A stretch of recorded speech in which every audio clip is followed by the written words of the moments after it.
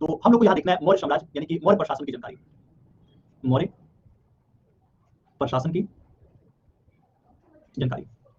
अगर हम लोग मौर्य प्रशासन की जानकारी को लेके पढ़ें तो मौर्य प्रशासन की जानकारी का स्रोत हमें क्या है, सबसे पहले तो हम लोग को ये जानना होगा इसका स्रोत क्या है। मौर्य प्रशासन की जानकारी का स्रोत हमें यानी कि स्रोत किसके किसके किसके द्वारा प्राप्त होता है। तो सबसे प्रथम तो इसके स्रोत जो देने वाले हैं वह कौन से हैं, कौटिल्य। कौटिल्य के द्वारा जो पुस्तक लिखी गई थी, जिस पुस्तक का क्या नाम है, अर्थशास्त्र। क्या नाम है, अर्थशास्त्र। तो कौटिल्य के द्वारा जो पुस्तक लिखी गई अर्थशास्त्र, अर्थशास्त्र में भी आपके मौर्य साम्राज्य के प्रशासन के बारे में जानकारी मिलता है। दूसरा अगर देखा जाए तो वो है मेगास्थनीज। कौन से हैं, मेगास्थनीज। अगर हम लोग मेगास्थनीज के बारे में देखें तो इनकी एक किताब लिखी गई है और वह किताब कौन सी है, इंडिका। कौन सी किताब है, इंडिका। तो इंडिका से भी मौर्य साम्राज्य के प्रशासन की जानकारी हमें प्राप्त होता है। फिर अगर हम देखते हैं रुद्रदामन, तो रुद्रदामन का जूनागढ़ अभिलेख है, तो उससे भी हम लोग को मिलता है रुद्रदामन। तो इसके द्वारा भी हमें मौर्य साम्राज्य के प्रशासन की जानकारी मिलती है। इनका कौन सा अभिलेख है, जूनागढ़ अभिलेख है।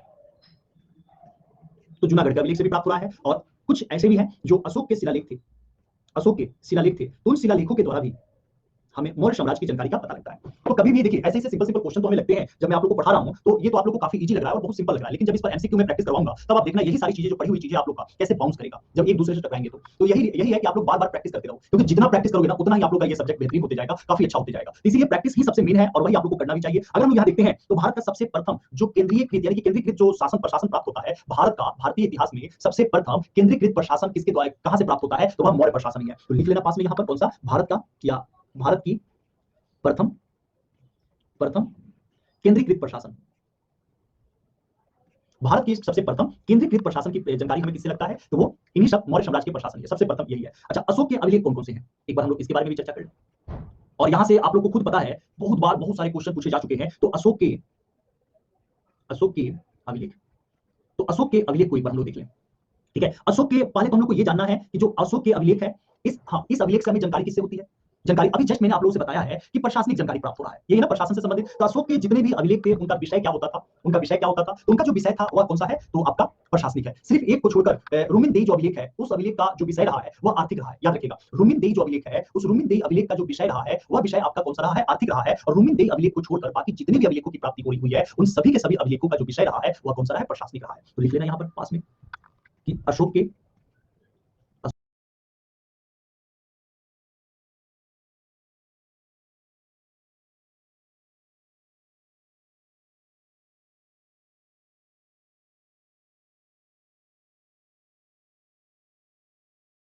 सभी अभिलेखों का विषय, सभी अभिलेखों का विषय कैसा रहा है, प्रशासनिक।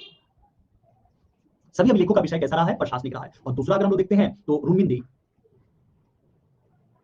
अभिलेख, तो जो रुमिनदेई अभिलेख को अगर छोड़ दिया जाए तो प्रशासनिक रहा है ना, तो रुमिनदेई अभिलेख का विषय क्या रहा है, आर्थिक रहा है। कैसा विषय रहा है, आर्थिक रहा है। और यह कब से जानकारी दे रहा है, तो बुद्ध के जन्म से ही जानकारी प्राप्त हो रहा है। टोटल अगर अभिलेखों की संख्या को हम लोग देखते हैं तो टोटल अभिलेखों की संख्या हमें कितनी प्राप्त होती है, 14। कितनी प्राप्त हो रही है, 14। तो टोटल जो अभिलेखों की संख्या है यह बृहद शिलालेख है, बृहद शिलालेख। तो बृहद शिलालेख कितने हैं, तो 14 बृहद शिलालेखों की प्राप्ति होती है। अब हम लोग को थोड़ा बहुत यहाँ पर सभी के बारे में जानना है। सबसे प्रथम अगर शिलालेख देखते हैं, ठीक है, सबसे प्रथम अगर शिलालेख देखते हैं तो उसमें किसके बारे में बताया गया है, पशु हत्या। तो पशु हत्या पर प्रतिबंध लगाया गया है, या जितने भी उत्सव हो रहे थे, क्योंकि उत्सव और फेस्टिवल फंक्शन बनाने पर ही पशुओं की हत्या की जाती थी। यही रीजन रहा, यही कारण रहा कि अशोक के द्वारा इन सभी फेस्टिवल पर क्या कर दिया गया है, रोक लगा दिया गया। ठीक है, दूसरा अगर हम देखते हैं यहाँ पर सेकंड में, तो यह कहते हैं कि देखो हॉस्पिटल अस्पताल बनाने चाहिए, वैद्यों को वहां रखना चाहिए और समाज कल्याण का काम करना चाहिए। ठीक है, समाज कल्याण का भी काम करना, ये बहुत इंपॉर्टेंट है आपके पेपर के लिए, इतना आप जान लो। और फिर मैं बताऊंगा भी कि कौन कौन सा इंपॉर्टेंस है। और एक बार अगर मैं समझा दे रहा हूं तो आप लोग को याद भी हो जाएगा। पहले पाला में क्या है, पशु के लिए यानी कि पशु हत्या पे और उत्सव मनाने पर इन्होंने अशोक के द्वारा मना किया गया। दूसरी बात यह बताई जा रही है कि देखो समाज कल्याण करना चाहिए, समाज में राजा को, प्रशासक को हमेशा हॉस्पिटल हमेशा जो है हॉस्पिटल बनाने चाहिए। तो समाज की भलाई के लिए, समाज के लिए हमें क्या करना चाहिए, कार्य करना चाहिए। तीसरा यहाँ चर्चा हो रही है कि उदारता और सम्मान यानी कि सम्मान होना चाहिए, उदारता और सम्मान होना चाहिए। यही वो है जिसमें सबसे प्रथम बार सेविंग की भी बातें हो रही है। किसके बारे में, सेविंग की भी बातें हो रही है कि व्यक्ति को सेविंग भी करना चाहिए, मतलब ये दाढ़ी मूंछ छीलने वाला नहीं, पैसा बचत करने के लिए जितना कमा रहे हो सभी के सभी उड़ा मत दो। यानी कि किसकी बातें हो रही है, सेविंग की बातें हो रही है। तीसरे नंबर शिलालेख में प्रथम पशु हत्या, दूसरा समाज कल्याण और तीसरा उदारता के बारे में, सम्मान, लोगों की, गुरु का, माता पिता का, अपने से बड़ों का, अपने से छोटे का भी सम्मान करने का, और जितनी मनी आप कमा रहे हो उस मनी का सेविंग करने के बारे में बताता है। चौथे नंबर शिलालेख को अगर देखा जाए तो यह बताता है किसको, वेरी घोष को। वेरी घोष क्या है, तो ये एक प्रकार से धर्म घोष, याद रखिएगा धम घोष यानी कि धम की घोषणा के बारे में जो शिलालेख बताता है वह कौन सा है, चौथे नंबर का। तो ये दोनों में से कोई भी पूछ देगा, गिरिघोष या धम घोष, तो याद रखिएगा कौन बता रहा है वो, तो ये आपको बृहत शिलालेख के चौथे नंबर का है। ठीक है, पांचवें नंबर में देखा जाए तो धम यात्रा की घोषणा किया गया था, और धम यात्रा की जब घोषणा किया गया था तो उसके लिए आप लोगों को मेरे द्वारा बताया गया कि अशोक ने एक प्रशासनिक अधिकारी को नियुक्त किया था, और उस प्रशासनिक अधिकारी का नाम क्या था, जल्दी से बताना, तो क्या नाम था? वेरी गुड, किसी ने नहीं बताया, अरे वाह, अब एक आंसर आया, धम महापात्र। क्या नाम था? धम महापात्र। और छठे नंबर में अगर देखा जाए तो ये अपने आप को बोलता है प्रथम बार, अब अशोक का देखिए ये जो चारों तरफ लिखा हुआ मिलता है ना 24x7, सप्ताह के 7 दिन, जैसे मैं आप लोग कभी भी बच्चे मतलब नंबर है उन बच्चों के पास, तो हमें हमेशा मैं देखता हूं जैसे क्लास, अभी जैसे क्लास लेते हुए भी 3-4 कॉल आ जाएगा, और आप लोगों में से भी बहुत सारे बच्चे कॉल करते हैं तो सर वेटिंग पे ही मिलते हैं, तो कभी भी रात में मैं देखता हूं 12-12 बजे जो होता है कॉल कर देते हैं सब बच्चे। तो अब क्या है, यही हुआ ना समाज कल्याण की बातें, यानी कि 24x7, या अशोक कह रहे हैं कि जनता की सेवा के लिए, जनता की सेवा के लिए वह 24x7 यानी कि 24 घंटे और सप्ताह के 7 दिन उपस्थित है। एक शासक, एक चक्रवर्ती सम्राट इस प्रकार की बातें कर रहा है जी। और सातवें नंबर में देखा जाए, सातवें नंबर में देखा जाए तो यह कहते हैं सर्व धर्म संभव, मतलब सभी के सभी धर्मों के लिए एक समान क्या होना चाहिए, अधिकार होना चाहिए, सभी धर्मों को बढ़ाना चाहिए। अब ये 7 नाम जो मेरे द्वारा लिखा गया है ना शिलालेखों के बारे में, ठीक है, ऐसे ही तो शिलालेख है ना, तो इन शिलालेखों के बारे में जो 7 नाम लिखा गया है, अब ये सातों नाम आपको याद करना है। एक बार तो याद हो जाएगा कि पशु हत्या प्रथम है, प्रथम तो आपको नेसेसरी है याद रखना, क्योंकि ये हमारे पेपर में कभी-कभी पूछ देता है, तो प्रथम तो याद रखना बिल्कुल जरूरी है, उदारता के बारे में या भीरी घोष के बारे में, और धम महापात्र, ये चौथा नंबर, और ये पांचवा नंबर, यह भी क्या है, जरूरी है। ये दोनों उतने ज्यादा जरूरी नहीं है, लेकिन बाई द वे मुझे ये लगता है ना, हमेशा अभी तक आया नहीं है, लेकिन मुझे ये लगता है सर्व धर्म संपन्न जो है यानी कि 7वें नंबर वाला, ये भी पूछे जाने की पॉसिबिलिटी बनता है। और पूछे जाने की पॉसिबिलिटी इसलिए बनता है क्योंकि धर्म को लेकर, संप्रदाय को लेकर काफी ज्यादा मुद्दे चल रहे हैं समाज में। हाँ ठीक है, तो इसलिए 7 नंबर वाला भी क्या है, ठीक है, अच्छा धर्म वाला आया हुआ था 7वें नंबर में, तो ये याद रखिएगा, 14 में 14 का 14 में लिख दूंगा, लेकिन आपको जब पढ़ोगे ना, देखोगे ना, तो याद हो जाएगा, ऐसा नहीं है कि बहुत हार्ड है। 8वें नंबर पे अगर हम लोग देखते हैं, 8वें नंबर पर अगर हम लोग देखते हैं तो 8वें नंबर पर किसका हो रहा है, धम यात्रा। धम यात्रा, तो अपने धम यात्रा के बारे में अशोक ने कब लिया था, अपने राज्याभिषेक के 10वें वर्ष, अपने राज्याभिषेक के 10वें वर्ष इन्होंने धम यात्रा की शुरुआत किया था। ठीक है, धम यात्रा की शुरुआत किया था, अर्थात 259 ईसा पूर्व के करीब में इनके द्वारा धम यात्रा की क्या किया गया था, शुरुआत किया गया था। तो धम यात्रा कितने पर है, 8वें नंबर, धम यात्रा कितने पर है, 8वें पर है। ठीक है, 9वें नंबर पर अगर हम लोग देखते हैं, 9वें नंबर पर, तो 9वें नंबर पर किसके बारे में बता रहे हैं, दान देना, मतलब ये बताते हैं कि दान देना एक परोपकार का काम होता है, लेकिन मैं बोलता हूं कि दान वैसे ही व्यक्ति को देना चाहिए जिसको जरूरत है। अगर भोजन मांगने के लिए करे तो खिला दो, क्योंकि आजकल ये दान देना बिजनेस बन चुका है। तो अभी बंबई का आया हुआ था कि बंबई के सबसे अगर देखा जाए ना कि करोड़पतियों में, तो एक भिखारी का 5वें नंबर पे एक भिखारी का नाम है उसका समूह चलता है, मतलब वो अपने अंडर में भिखारियों को रखते, खुद तो भीख मांगता ही है, अपने अंडर में भिखारियों को रख के जो होता है वो भीख मंगवाता है। उसका बंबई में 12 फ्लैट है, बंबई जैसे महंगे इलाके में 12 फ्लैट है, और वो भिखारी है तो अभी हाँ, हाँ फ्लैट था उसका अपना, हाँ दिया, तो ये न्यूज में ऐसे आया हुआ था तो ये आजकल बिजनेस बन चुका है, तो देखो उसको पाले अच्छे तरीके से। और एक और बात मैं बता दूं, हमारे समाज की बुराइयां और ज्यादा बढ़ते जा रहा है, जैसे जैसे हम लोग घोर कलयुग में विराजमान होते जाएंगे ना, आधे कलयुग में तो आ ही गए हैं, वैसे वैसे इस प्रकार की कुरीतियां भी आती जाएंगी। दिल्ली जैसे शहरों में अगर देखो तो डेली रिकॉर्ड है 3 से 4 बच्चे गायब होने का, डेली का है। भारत में भी देखा जाए बहुत सारे बच्चों के गायब होने का आता है, और बच्चों को किडनैप करके या गायब करके उनके अंगों का बाहर के मार्केट में सप्लाई करना, या दूसरा ये कि उनके अंगों को काट कर भीख मांगने वाले रोजगार में बढ़ाना। अब ये डिपेंड करता है कि कौन से डिपार्टमेंट के द्वारा उसको चुराया गया, बच्चे को चुराया गया है, इस प्रकार की चीजें होती है। हाँ, डोनाल्ड ट्रंप जी पूछ रहे हैं किडनैप क्यों करते हैं हाँ, किडनैप, बेटा देखो बिजनेस अगर माइंड में मतलब कि एक प्रकार से पैसा कमाने के लिए ना गलत रास्ते पे चल जाना, लेकर शरीर, अब किडनी है, आंखें हैं, नाकें, इस प्रकार की चीजों को बेच देते हैं, सप्लाई कर देते हैं, या उसको किसी दूसरे भीख मांगने वाले इन सब व्यवसाय में लगा देते हैं। तो आप समाज के एक जागरूक नागरिक बन रहे हो, तो इन सब चीजों पर भी नजर रखो, जहां कहीं भी आपको हल्का सा भी लगे ना डाउट, पुलिस के पास 100 नंबर डायल कर दो, कुछ तो होगा बिहार वाले ऐसे ही होते हैं। चलो 10वें, हाँ 10वें नंबर पर अगर देखा जाए, जी बिल्कुल, इसलिए तो आप आईएएस अधिकारी बनोगे। 10वें नंबर पर अगर हम लोग देखें तो 10वें नंबर पर कौन सा है, यश और कीर्ति, ये सभी के सभी धम के लिए मना करना। 11वें नंबर पर देखा जाए, 11 नंबर पर, तो धम का उल्लेख मिलता है, जो कि बहुत ज्यादा जरूरी है, ये वाला पॉइंट, धम का उल्लेख, क्योंकि मेरे अकॉर्डिंग यह पूछा गया भी है और आगे पूछा भी जाएगा।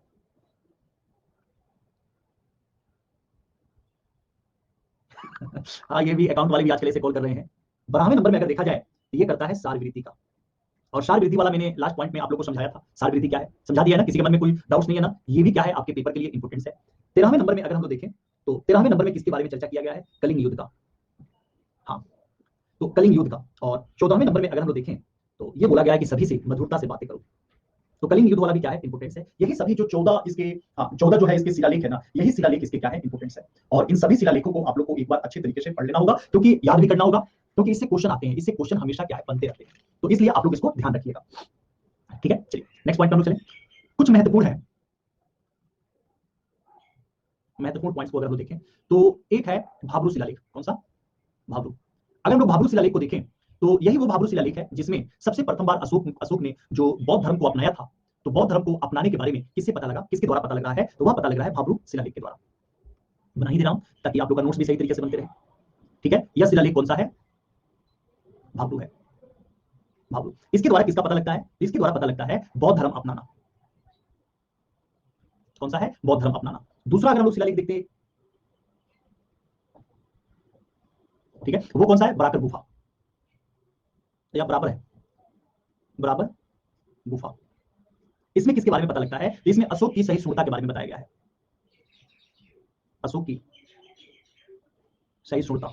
अशोक की सहिष्णुता की चर्चा किसमें किया गया है, तो बराकर गुफा में किया गया है। और वहीं पर हम लोग देखें स्तंभ लेख के बारे में, ठीक है, स्तंभ लेख के बारे में देखें। अगर हम लोग स्तंभ लेख के बारे में देखते हैं, ये कौन सा है, स्तंभ लेख। तो स्तंभ लेख में अगर हम लोग नजर डालें तो अशोक का बौद्ध धर्म के प्रति सम्मान की दृष्टि को यहां पे पता लगता है। अशोक का बौद्ध धर्म के प्रति जो सम्मान था, उस सम्मान के बारे में पता लगता है।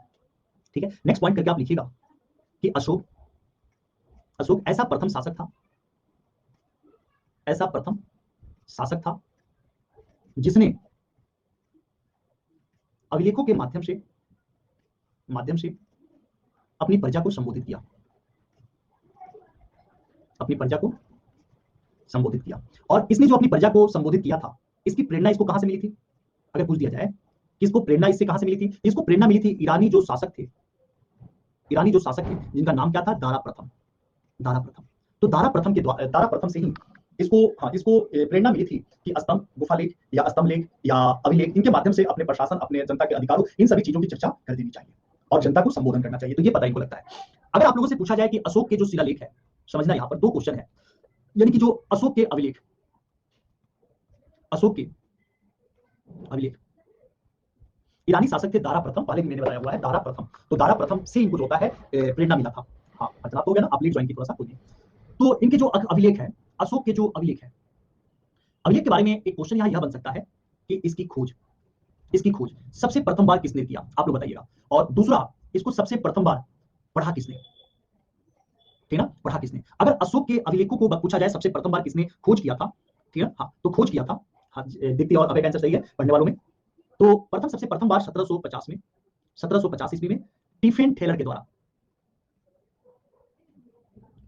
टिफेन थेलर के द्वारा इसकी खोज की गई थी। और अगर पूछा जाए कि इसको सबसे प्रथम बार पढ़ा किसने, तो 1837 में जो जेम्स प्रिंसेप थे, जेम्स प्रिंसेप, तो जेम्स प्रिंसेप के द्वारा इनको क्या किया गया था, पढ़ा गया था। ये दोनों का दोनों पॉइंट्स जो मेरे द्वारा लिखवाया गया, ये बहुत इंपॉर्टेंट है, इस पे नजर आप लोग जरूर बनाए रखिएगा। अशोक की जितनी भी राजकीय घोषणाएं हुआ करती थी, अशोक की राजकीय घोषणाएं, जितनी भी इनकी राजकीय घोषणाएं हुआ करती थी, वह सभी के सभी लघु स्तंभ लेख पे हुआ करते थे, लघु स्तंभ लेख पे हुआ करते थे। अगर हम लोग लघु स्तंभ लेख को देखें, लघु स्तंभ लेख को देखें, तो टोटल लघु स्तंभ लेखों की संख्या कितनी है, 7 है। टोटल कितनी है, 7 है। और उसमें से भी अगर हम लोग सबसे लघु स्तंभों की, टोटल स्तंभों की संख्या कितनी है, 7 है। और उसमें से लघु स्तंभों की संख्या को देखा जाए तो कितना है, 4 संख्या है। याद रखिएगा कि स्तंभ कितने हैं, 7 है, स्तंभ की संख्या कितनी है, 7 है, और उसमें से लघु स्तंभों की संख्या कितनी है, तो 4 लघु स्तंभों की संख्या है। चलिए, अगर हम लोग देखें अशोक के उसके शासन काल के चौथे वर्ष, अशोक के उसके शासन काल के, उसके शासनकाल के कितने वर्ष पर, 4 वर्ष, 4 वर्ष। तो 4 वर्ष पर एक बौद्ध भिक्षु थे जिनका नाम क्या था, हाँ, बौद्ध भिक्षु जिनका नाम था निग्रोध, निग्रोध। तो चौथे वर्ष पर निग्रोध के द्वारा इनको ज्ञान दिया गया, अशोक को ज्ञान दिया गया निग्रोध के द्वारा। और बाद में निग्रोध के बाद जिन्होंने इनको ज्ञान दिया था, वो बाद में किसने दिया था, तो मोगली पुत्र, हाँ, मोगली पुत्र ने दिया था। तो मोगली पुत्र तिस्य ने दिया हुआ था बाद में ज्ञान। सबसे प्रथम बार किसने दिया था, निग्रोध ने ज्ञान दिया था। और निग्रोध के बाद जब इनके मन में बौद्ध धर्म को जानने की जिज्ञासा थोड़ा बहुत और बढ़ गया, तो मोगली पुत्र आते हैं, ये आकर इन्होंने ज्ञान दिया। और इनके ज्ञान देने के बाद पूर्ण रूप से अशोक अब क्या बन गए, बौद्ध बन गए। ठीक है, अशोक अब क्या बन गए, बौद्ध बन गए। याद रखिएगा, दोनों का दोनों नाम आप लोग को याद रखना है। अगर मोगली पुत्र नहीं दिया रहे तो निग्रोध की दिया रहे, तो ये भी क्या है, सही है, क्योंकि सबसे प्रथम बार जो ज्ञान देने वाले थे तो यही थे। लेकिन इनके ज्ञान देने के बाद भी अशोक के मन में, लेकिन जब मोगली पुत्र आए, इनके ज्ञान को या बौद्ध धर्म के बारे में जब इनके मुंह से पूरा बखान सुने, तो प्रभावित होकर इनके द्वारा बौद्ध धर्म को अपना लिया गया। ठीक है, अब अगर आप लोगों से पूछा जाए शिलालेख का विभाजन, या एक लाइन और जो आपके लिए में भी बन सकता है, लिख लो या लिख लो। अशोक ने धर्म की परिभाषा, अशोक की जो धर्म की परिभाषा है ये किसमें मिलता है? राहुलोवाद सूत्र में। अगर कभी भी आप लोगों से पूछा जाए कि अशोक के द्वारा जो धर्म की परिभाषा है या अशोक के द्वारा धर्म की परिभाषा किसमें हमें प्राप्त होता है, तो वह कौन सा है? राहुलोवाद सूत्र में। इसमें राहुलोवाद सूत्र में। और अब हम लोग को यहां पढ़ना है और जानना है शिलालेखों का विभाजन। शिलालेखों का विभाजन। अगर हम लोग शिलालेखों का विभाजन करके देखें तो मुख्यतः शिलालेखों का विभाजन कितने टाइप में किया जाता है? 3 टाइप में। एक तो कौन सा है? शिलालेख है। एक कौन सा है? शिलालेख है। दूसरा अगर हम लोग देखते हैं तो दूसरा कौन सा है? स्तंभ लेख है। दूसरा कौन सा है? स्तंभ लेख है। और तीसरा अगर देखा जाए तो वो कौन सा है? गुहा लेख है। कौन सा है? गुहा लेख है। तो शिलालेख, स्तंभ लेख और कौन सा है? गुहा लेख है। अगर इनमें हम लोग देखें तो यह सभी के सभी कौन सी भाषा में लिखे गए हैं? प्राकृत भाषा। कौन सी भाषा का प्रयोग हुआ है? इनमें भाषा का जो प्रयोग हुआ है वह कौन सा है? प्राकृत भाषा है। और इसमें भी, इन प्राकृत भाषा में भी अगर देखा जाए तो इसमें भी हम लोग को कौन कौन सा ब्राह्मणी लिपि में प्राप्त हो रहा है? ब्राह्मणी लिपि में प्राप्त हो रहा है। और यह तीनों के तीनों यानी कि जो लघु स्तंभ है उसमें भी, या जो स्तंभ लेख है उसमें भी प्राप्त हुआ है, और जो गुहा वाला है उसमें भी, तीनों के तीनों में ब्राह्मणी भाषा का प्रयोग हुआ है। फिर हम लोग अगर देखते हैं खरोष्टी, इस लिपि की प्रयोग किया गया है। और यूनानी लिपि का भी क्या किया गया है? प्रयोग किया गया है। यूनानी लिपि का भी प्रयोग किया गया है। अरमेक लिपि का भी प्रयोग किया गया है। अरमेक। और ये जितना भी मेरे द्वारा आप लोगों को लिखवाया गया लिपि, ठीक है, लिपि, ये आपके पेपर के लिए सबसे ज्यादा इंपॉर्टेंस है। इंपॉर्टेंस इसीलिए कि कई बार आप लोगों ने देखा होगा पेपर में सीधे तौर पर पूछ दिया है कि अशोक के निम्नलिखित में से कौन सी लिपि का प्रयोग नहीं किया गया है, या अशोक के द्वारा निम्नलिखित में से कौन सी लिपि का प्रयोग किया गया है। ये कई बार आप लोगों से, आप लोगों के पेपर में पूछा जा चुका है, और आई थिंक आप लोगों को पता भी होगा कि पूछा गया है। चलिए अब कुछ फैक्चुअल चीजें हैं जिसके बारे में हम लोग को जानना है, फैक्चुअल पॉइंट के बारे में, क्योंकि प्रशासन को लेकर भी हम लोग देख रहे हैं तो फैक्चुअल हम लोग देख लेते हैं कि कौन कौन से हैं, क्योंकि संख्या कम हो रहा है। तो चलो कुछ फैक्चुअल हम लोग देख लेते हैं। जो मंत्री हैं या पुरोहित हैं, या कौन से पद पे हुआ करते थे? प्रधानमंत्री। दूसरा, जो सेनापति थे वह युद्ध विभाग के मंत्री हुआ करते थे, सेनापति। तो सेनापति किसमें हुआ करते थे? तो युद्ध विभाग के मंत्री हुआ करते थे। सेनापति के बाद अगर देखा जाए समाहर्ता, समाहर्ता पूछा जा चुका है कि समाहर्ता कौन? तो जैसे आप लोग सुनते हैं ना फाइनेंस मिनिस्टर है, तो यही फाइनेंस मिनिस्टर हुआ करते थे राजस्व विभाग के। कौन से विभाग के? राजस्व विभाग के। और ये पूछा जा चुका है, ठीक है। अब अगर आप लोगों से पूछा जाए सन्निघटा, सन्निघटा, अगर ये पूछा जाए तो ये किसका? तो यह कोषा अध्यक्ष हुआ करते थे। फिर अगर पूछा जाए प्रतिष्ठा, तो ये किसके? न्यायाधीश का हुआ करते थे, न्यायाधीश हुआ करते थे फौजदारी विभाग का, फौजदारी का। जैसे इसमें अभी तक जितने भी नाम लिखे हैं, तो ऐसे बार बार आपके पेपर में क्वेश्चन आते रहते हैं कि प्रशासन में निम्नलिखित में से कौन सा पद, भूमि वाला भी मैं बताऊंगा, पहले एक एक करके सभी के बारे में हम लोग जान लेते हैं, और फिर हम लोग सेना मंत्रिमंडल को भी हम लोग देखेंगे। नायक जो हुआ करते थे, नायक का प्रयोग किसके लिए किया गया है? नायक। तो जो नायक का प्रयोग किया गया है वह नायक का प्रयोग किया गया है सेना का संचालक, सेना का संचालक। जो सेना के संचालक होते थे नायक का प्रयोग किया जाता था। और जो क्रमनिक थे उनका प्रयोग जो है वह किसके लिए? उद्योग एवं कारखानों का मंत्री हुआ करते थे। इसके बाद अगर हम लोग देखें दंडपाल, दंडपाल, तो जो दंडपाल थे, जैसे अभी आप लोग देखते हैं ना कांस्टेबल, कांस्टेबल यही हुआ करते थे दंडपाल, अर्थात पुलिस अधिकारी। ये कौन से हुआ करते थे? पुलिस अधिकारी होते थे। जो अगर हम लोग नगर विभाग के न्यायाधीश को पूछा जाए तो नगर विभाग के जो न्यायाधीश हुआ करते थे उनको कहा जाता था व्यवहारिक। ये कौन से होते थे? न्यायाधीश होते थे। समझिएगा, एक न्यायाधीश मैंने यहां पर लिखा हुआ है, ये फौजदारी के हैं, और ये किसके हैं? नगर के लोगों के लिए फौजदारी है। ये जो होता है न्यायाधीश है। अगर आप लोग से पूछा जाए नागरिक, ये किसके लिए? इसके लिए एक और शब्द का प्रयोग किया गया, पोल, पोल। ये हुआ करते थे कोतवाल।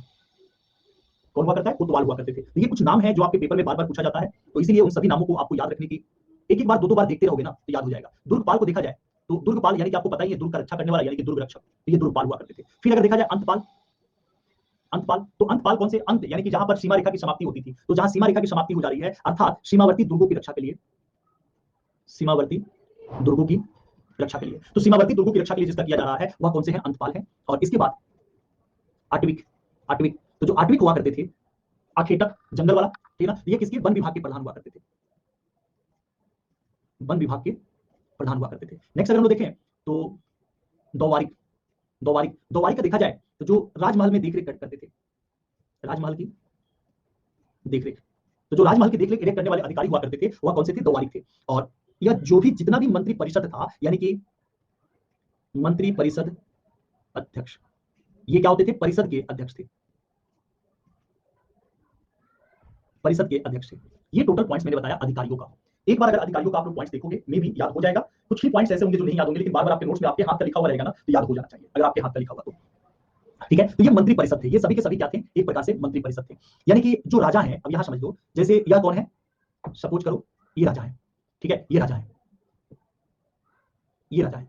तो ये जो राजा है इनकी रक्षा करने के लिए अलग इनके जो होता है, इनके आसपास में रहने के लिए एक सेना परिषद होना चाहिए, यानी कि प्रमुख जो सेना, अभी कैबिनेट मंत्री जिस प्रकार से आप देखते हो इस प्रकार से, तो राजा के पास में जो हुआ करते थे ना, उनको कहा जाता था मंत्री परिषद।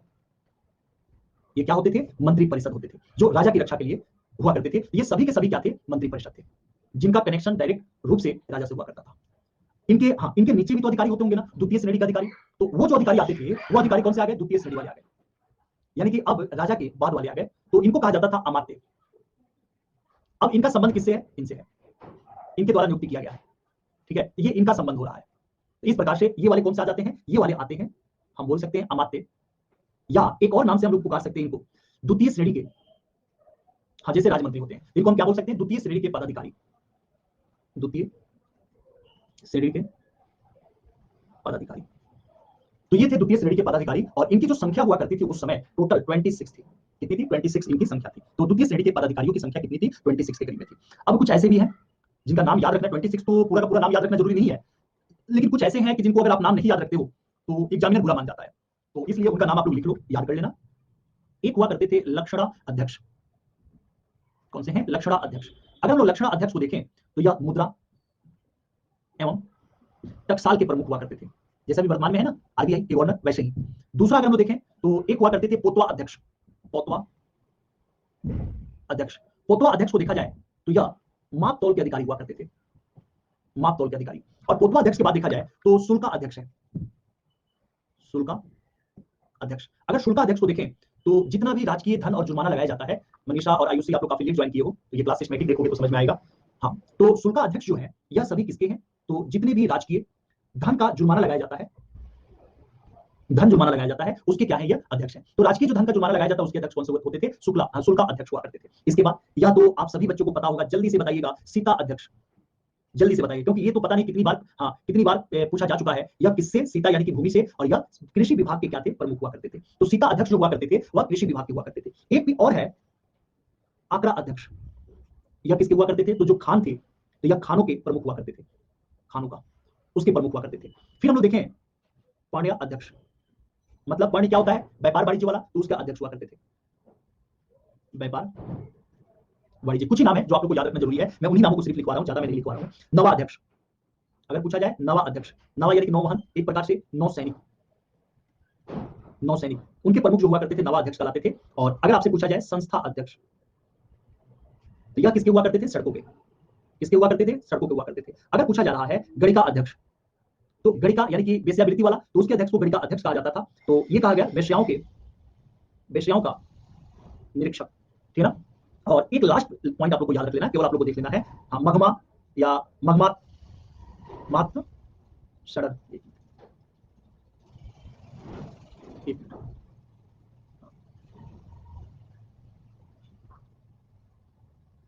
महा महामात्र प्रसरण, यह किसके अध्यक्ष हुआ करते थे? तो यह गुप्तचर विभाग का, गुप्तचर विभाग का। जैसे अभी वर्तमान में आप लोग आईटी देखते हो ना, या ये अलाव का, तो वैसे जो अध्यक्ष हुआ करते थे। तो ये मेरे द्वारा यहाँ पर जो लिखवाया गया है ना, ये इसके प्रशासन से संबंधित है कुछ पॉइंट्स। एक बार आप लोग इसको देखो, जितना भी मेरे द्वारा अभी की क्लास में लिखवाया गया, थोड़ा सा ये टेक्निकल और ज्यादा फैक्चुअल हुआ है, तो उसको एक बार आप लोग देखो, आप लोग को काफी अच्छा भी लगेगा। और एक बार याद भी करो इसको, मजा आएगा याद करके उसके बाद अपने नोट्स को बार बार देखते हुए। तो जाने से पहले अभी के लिए इतना ही। जाने से पहले आप लोग को लाइक करने का ऑप्शन आएगा, तो आप लोग लाइक जरूर